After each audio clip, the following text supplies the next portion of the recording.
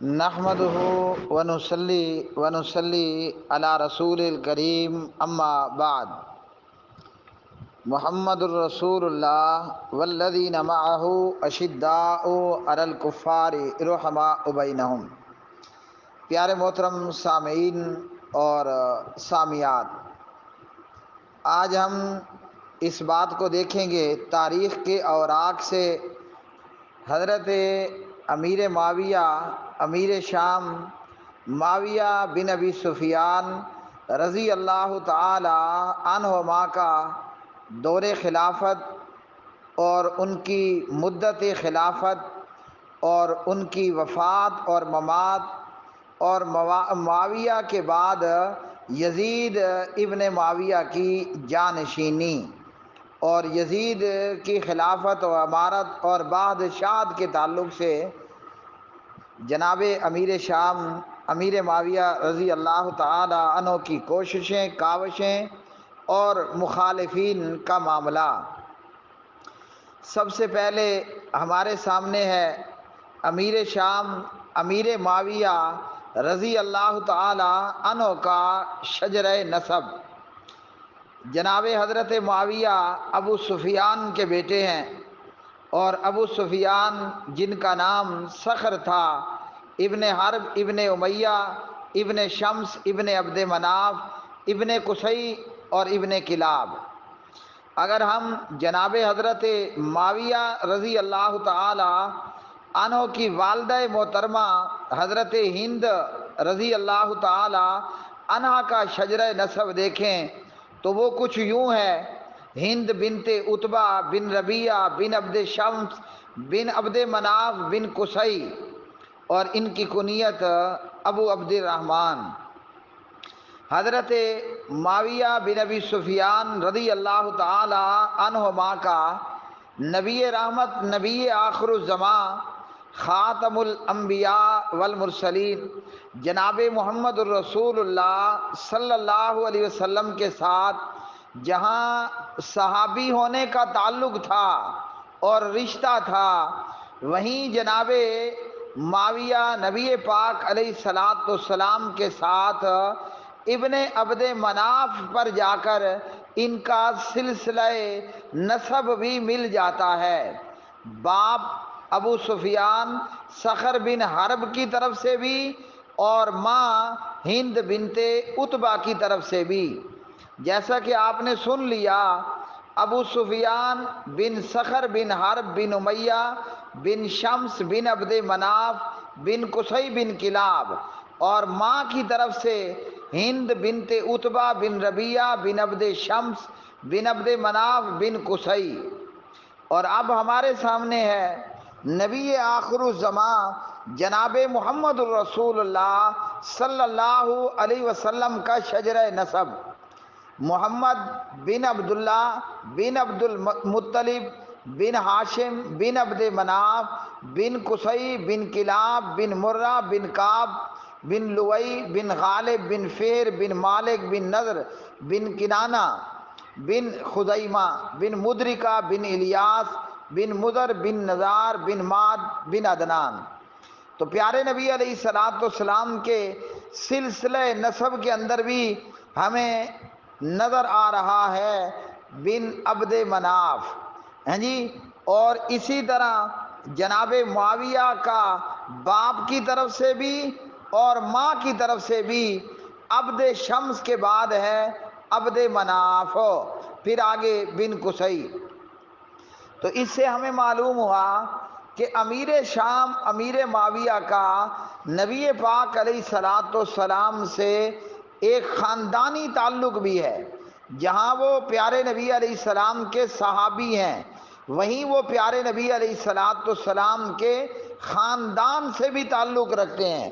جہاں وہ صحابی ہیں، وہیں وہ کاتب وحی بھی ہیں۔ جہاں معاویہ نبی پاک علیہ السلام کا صحابی ہے، وہیں معاویہ نبی پاک علیہ السلام کا سالہ بھی ہے، یعنی ہم کلمہ پڑھنے والوں کا معاویہ ماموں ہے، جی۔ معاویہ ہمارا ماموں لگتا ہے رشتے میں۔ اور وہیں جناب معاویہ کاتب وحی بھی ہیں۔ معاویہ ہمارا ماموں اس طرح ہے کہ ابو سفیان صخر بن حرب، ان کی ایک بیٹی ہے حضرت ام حبیبہ، ہاں جی سب کہو رضی اللہ تعالی عنہا، وہ نبی رحمت علیہ السلام کی زوجہ ہیں، امہات المومنین میں ان کا تعلق ہے اور ان کا مقام ہے، اور معاویہ ام حبیبہ کے بھائی ہیں۔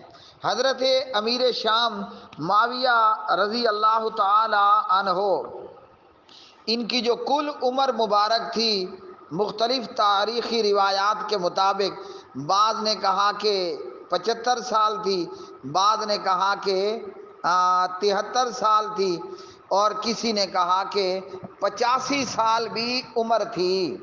حضرت معاویہ بن ابی سفیان رضی اللہ تعالی عنہ کی جو مدت خلافت ہے وہ ہے 19 برس 3 مہینے، اور حضرت معاویہ اموی خاندان میں پہلے خلیفہ اور پہلے بادشاہ ہوئے، اور اس کے بعد پھر خاندان بنو امیہ نے ایک لمبا عرصہ خلافت و حکومت اور بادشاہت کو سنبھالے رکھا۔ امیر معاویہ رضی اللہ تعالی عنہ جو کہ امیر شام تھے، شام کے گورنر، اور جب یہ سلسلہ چلتا رہا یہاں تک کہ امام حسن ابن علی علیہ السلام معاویہ کے حق میں دستبردار ہوئے، اور معاویہ بالاتفاق تمام مومنین کے خلیفہ اور بادشاہ اور حکمران نامزد ہوئے۔ جناب معاویہ کی وفات اور ممات 60 ہجری میں ہوئی، ہاں جی 75 سال کے لگ بھگ عمر میں انہوں نے وفات پائی، اور امیر شام امیر معاویہ کی خلافت 19 برس 3 مہینے رہی بقول تاریخ طبری۔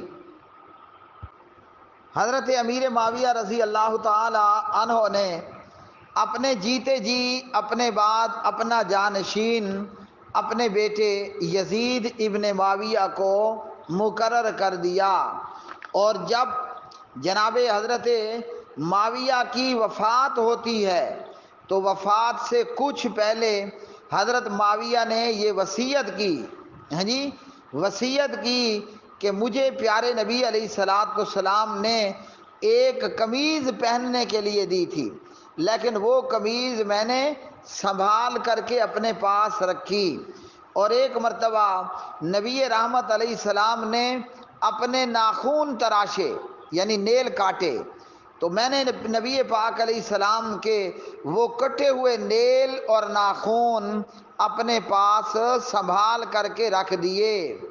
تو امیر شام امیر معاویہ نبی پاک علیہ السلام سے کس قدر محبت کرتے تھے، ہیں جی، اور یہ تو آپ کو بتانے کی ضرورت نہیں ہے کہ جو پیارے نبی علیہ السلام سے محبت کرتا ہے وہ پیارے نبی علیہ السلام کی آل اور آپ کے اہل بیت علیہ السلام سے بھی محبت کرتا ہے، کیونکہ پیارے نبی نے فرما دیا من کنت مولاہ فعلی مولا۔ نبی پاک علیہ السلام نے غدیر خم پر بتا دیا اذکرکم اللہ فی آل بیتی، جو مجھے دوست رکھتا ہے علی بھی اس کا دوست ہے، اور فرمایا کہ میں تمہیں اپنے اہل بیت کے متعلق نا اللہ کی یاد دلاتا ہوں۔ صاف سیدھا مطلب ہے مجھ سے پیار ہے تو میری آل سے بھی پیار کرو۔ تو معاویہ کو نبی رحمت علیہ السلام سے پیار تھا، معلوم ہوا کہ وہ آل علی، آل عباس، ہیں جی اہل بیت رسول، آل رسول علیہ السلام سے بھی پیار کرنے والا تھا، اور اس بات پر گواہ اللہ کا قرآن ہے، اور جو کہے نا نا نا وہ جھوٹا اور کذاب اور دجال ہے۔ قرآن اس پر کیسے گواہ ہے؟ قرآن کہتے ہیں رحماء بینہم، یہ آپس میں بڑے پریمی تھے۔ بہرحال حضرت معاویہ نے اپنی وفات کے آخری دن کہا کہ میرے پاس پیارے نبی علیہ السلام کی قمیض ہے اور آپ کے کٹے ہوئے نیل ناخن ہیں، تو جب میری موت ہو جائے نا، ہاں جی، تو کیا کرنا کہ ان نیل کو پیس لینا، ان نیل کو پیس لینا، چورا بنا لینا، اور وہ چورا میری آنکھوں میں اور میرے منہ میں ڈال دینا، اور جو قمیض ہے وہ قمیض بھی مجھے پہنا دینا۔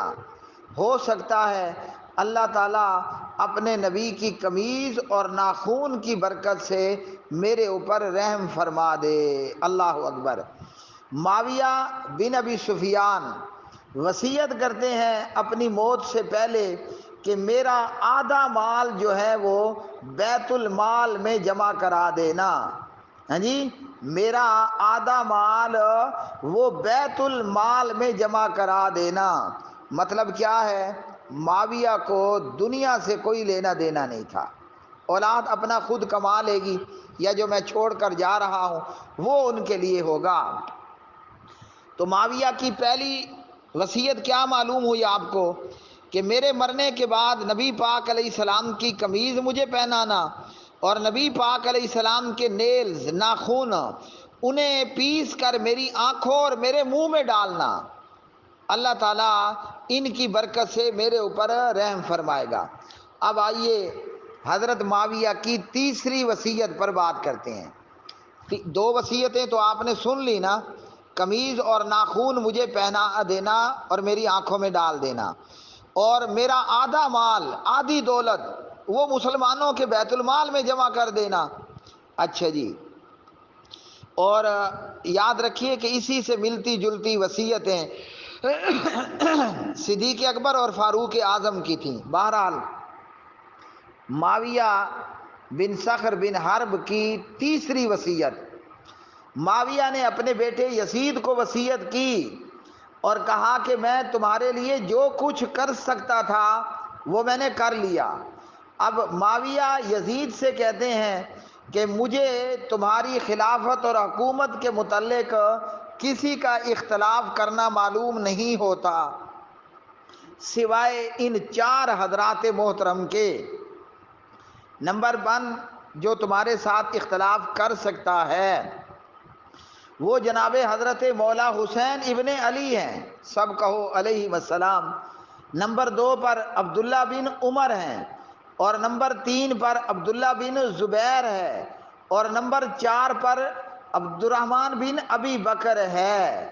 ہاں جی، تو فرمایا کہ جہاں تک جناب حضرت حسین ابن علی کا معاملہ ہے، جب تک اہل عراق، اہل کوفہ ان کو آمادہ نہ کر لیں وہ خاموش رہیں گے۔ اور ہوا بھی یہی، کوفہ والوں نے حسین کو ابھارا اور بلایا، پھر بے یار و مددگار چھوڑ بھی دیا۔ اور اسی طرح جہاں تک معاملہ ہے عبداللہ ابن عمر کا، تو عبداللہ بن عمر وہ عبادت گزار بندہ ہے، عبادت کے اندر ہی مشغول رہ جاتا ہے۔ اور جہاں تک ہے عبد الرحمن بن ابی بکر کا معاملہ، تو وہ جو باقیوں کو دیکھتے کرتا ہے وہ بھی وہی کر لیتا ہے۔